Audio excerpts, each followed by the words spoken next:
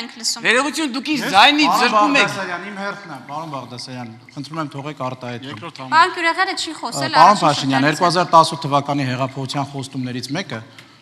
վերաբերվում էր քաղաքական համակարգի փոփոխություններին, կուսակցությունների մասին, հարցերի ֆինանսավորման վերաբերյալ հարցերին, անցել է 8 տարի,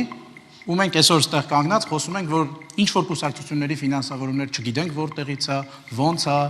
այդ տվյալներին դուք լավ տիրապետում եք։ Ավելին ասեմ, ձեր նախընտրական խոստումներից մեկը այն է, որ կայուն մեծամասնություն ստանաք, սահմանադրություն փոխեք։ Այդ սահմանադրության տեքստը խի չի հրապարակվել մինչև հիմա։ Մենք քաղաքացիներ, այն քաղաքացիները, որոնք պետք է գնան ձեզ ձայն տան, որ ձեր ուզած տոկոսները հավաքեք։ Իրանց հետ խի դա պարզ ու թափանցիկ ձևով չի կոմունիկացվել մինչև հիմա։ Էդմոն Մարուկյան հիմա խնդրեմ պարոն Մարուկյան։ Ինձ չտվեց։ Տեսեք, շատ գույնավոր։ Հետո արձագանքեք, անընդհատ դուք պետք է արձագանքեք։ Բոլորը նույնց խոսում են, սա սկսում են թաթել։ Երբ որ խոսվում է այդ բարգավաճող Հայաստանի մասին,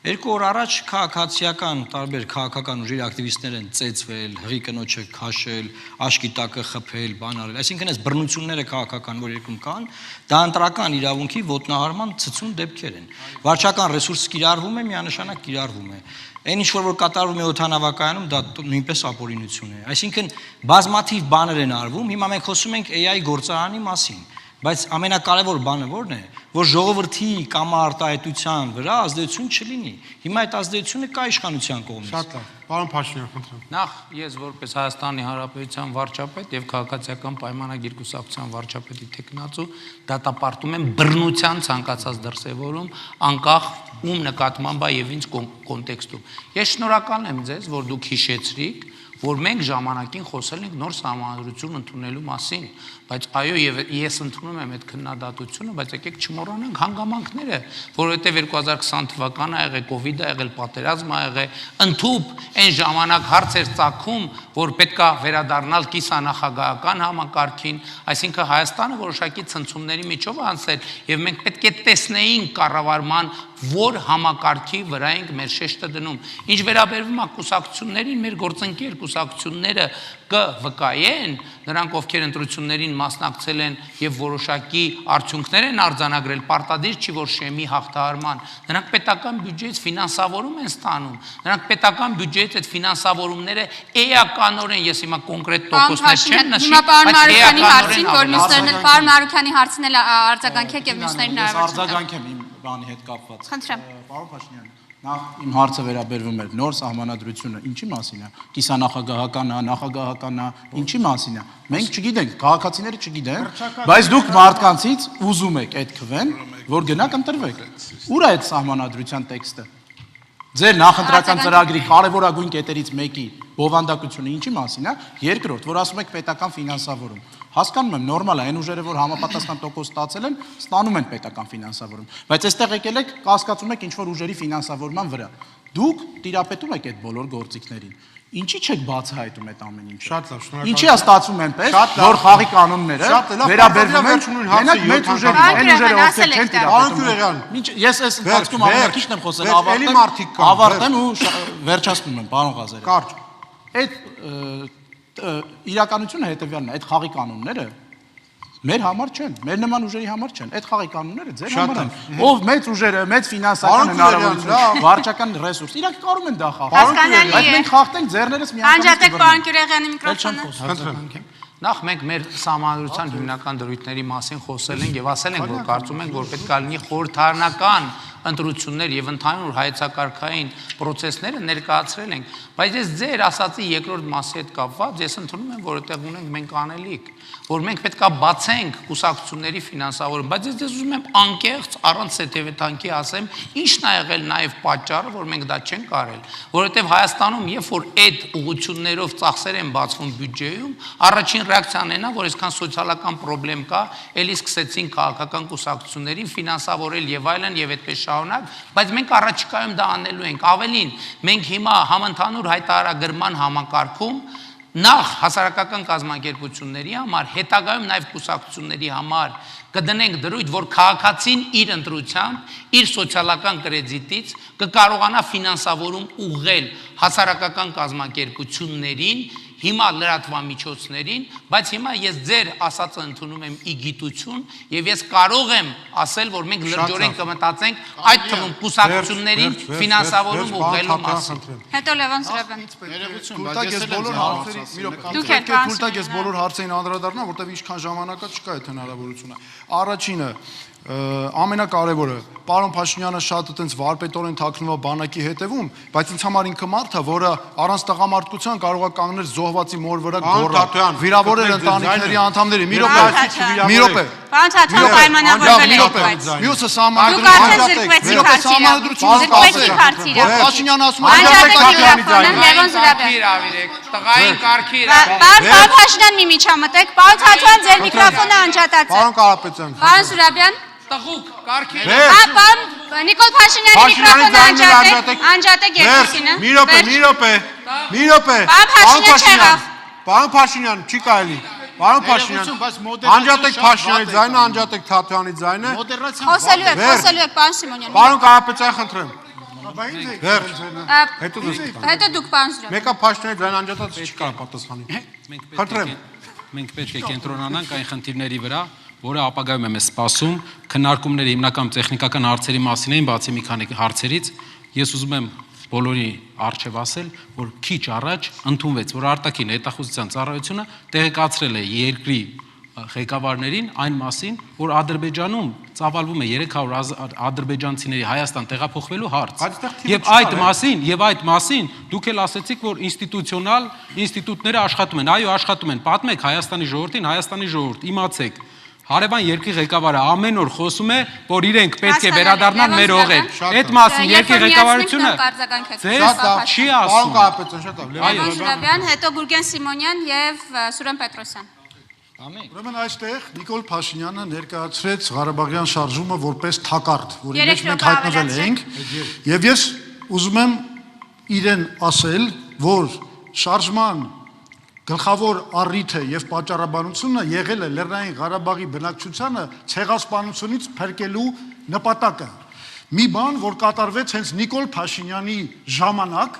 որովհետև ինքը հպարտությամբ է հիմա խոսում այն բանի մասին, որ ինքը զոհաբերել է Լեռնային Ղարաբաղը, որ կարողանա Ադրբեջանի հետ կառուցի հաշտություն եւ երկխոսություն։ Գուրգեն Սիմոնյան, Սուրեն Պետրոսյան։ Ներողություն, սահմանադրության մասին խոսք գնաց, բայց բոլորդ եք հաջատեղյակ եք ու գիտեք, որ ներկայիս սահմանադրությունը պսևդո խորհրդարանական է։ Ըստ էության վարչապետապետություն է սահմանում ներկայիս սահմանադրությունը, դա Սերժ Սարգսյանի հայտնի կոստյումն է, որ ժամանակին պետք է փոխվեր եւ ընդամենը այնտեղ պետք է եռաթև իշխանության հավասարակշռությունը վերականգնվեր սահմանադրության ու հնարավորություն ստանանք մենք, որ վերահսկիչ մարմին ձևավորվեր։ Գուցե դա կարող է լինի երկպալատ պարլամենտարիզմ, ով գիտի, սահմանադրագետները պետք է հավաքվեն, զրուցեն, բայց ինչ վերաբերում է պետության հիմքերին, մենք պետության հիմքերին ձեռ տալու իրավունք չունենք, որտեղ բոլորը քաջատեղյակ են, որ երկրները շարունակաբար զարգանում են որպես կանոն ճգնաժամային իրավիճակներում եւ լիակատար ռիսկերի բացակայություն չկա։ Սուրեն Պետրոսյան, միացրեք Նիկոլ Փաշինյանի եւ Արմեն Թաթյանի միկրոֆոնները։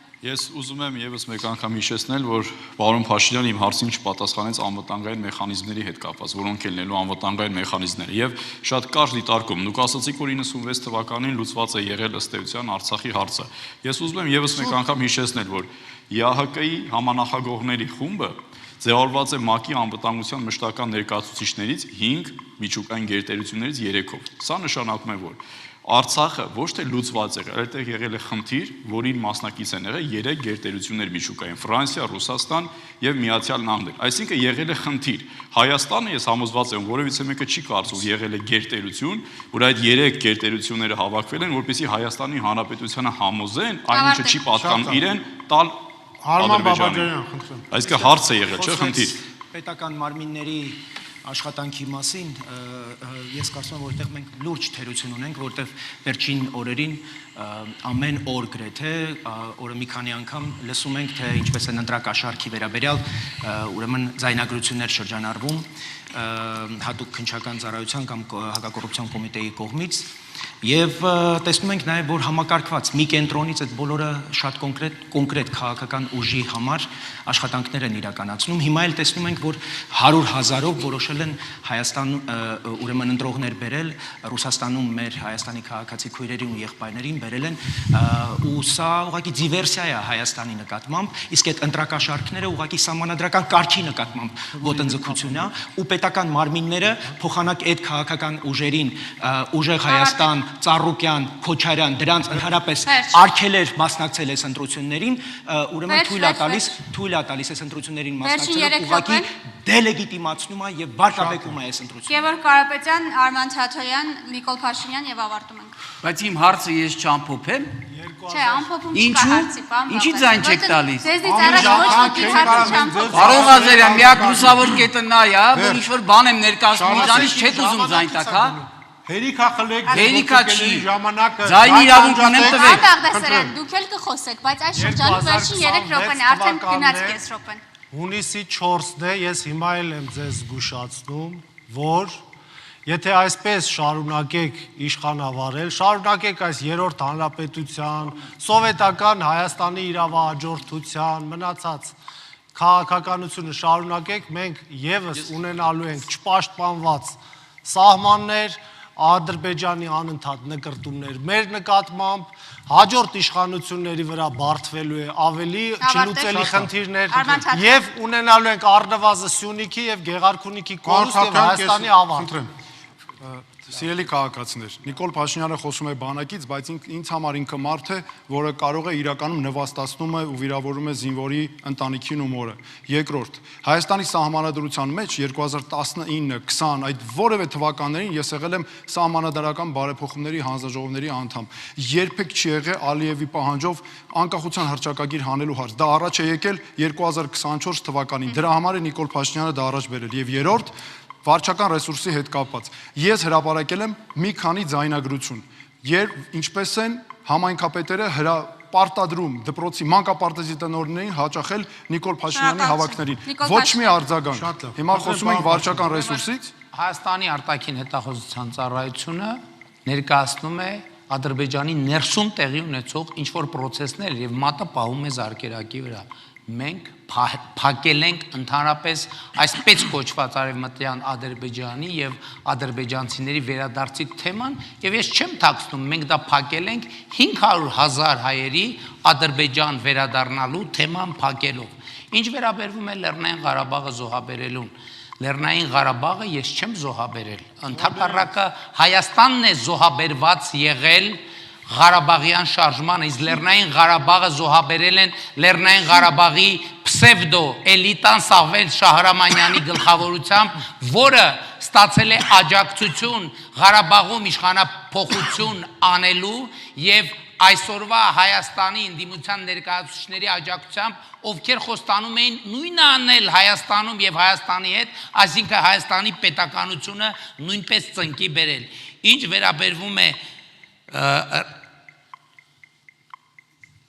Քանի մոռացել եք, եկեք ավարտենք, որովհետև հիմա հարց իրավունքը ձերն է։ Պարոն Փաշինյան, հարց իրավունքը ձերն է, կես րոպե ունեք, ում եք տալիս հարցը։ Գագիկ Ծառուկյանին։ Ես իա տեղից պատասխանում։ Ինչ։ Ես իա տեղից պատասխանում։ Չէ, բայց կանոնն են չի։ Կարող եք հարց ուղղել, բայց պատասխան։ Կանոնն են չի, որ Գագիկ Ծառուկյանը ցանկացած պահի կարող է, որովհետև ես տեսա, որ ես տեսա, որ Գագիկ Ծառուկյանը ինձ դատի ա տվել նրա համար, որ ես իրեն անվանել եմ թալանչի, եւ ես հիմա ուզում եմ հստակ արձանագրել, որ ապօրինի գույքի ծագում ունեցող գույքի վարույթի